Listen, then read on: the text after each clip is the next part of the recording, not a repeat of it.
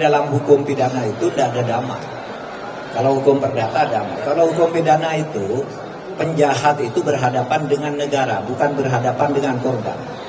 Oleh sebab itu kalau ada damai dalam hukum pidana, misalnya saya nempelin kamu gitu, udah damai, nggak boleh, saya harus tetap dibawa ke pengadilan oleh negara, oleh jaksa, bukan oleh kamu. Pak, saya memaafkan, nggak bisa dalam hukum pidana. Dalam hukum pidana tidak ada damai, tidak ada maaf. Maaf secara pribadi, damai secara pribadi, tapi negara tetap membawa. Dan sekarang yang bersangkutan juga udah ditahan.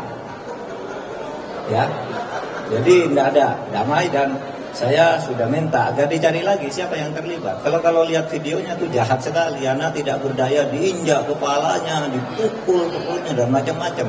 Itu jahat sekali. Kalau perlu bapaknya dipanggil juga, kok bisa punya anak kayak gini.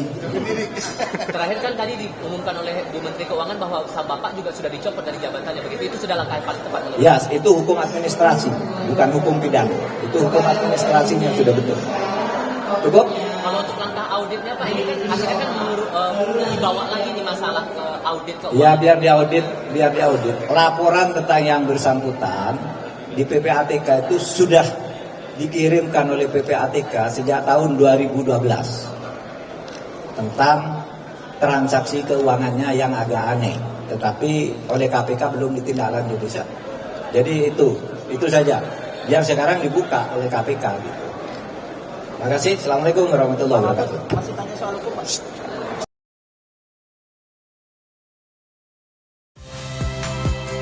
Saya Nitya Anissa. Saksikan program-program Kompas TV melalui siaran digital, pay TV, dan media streaming lainnya.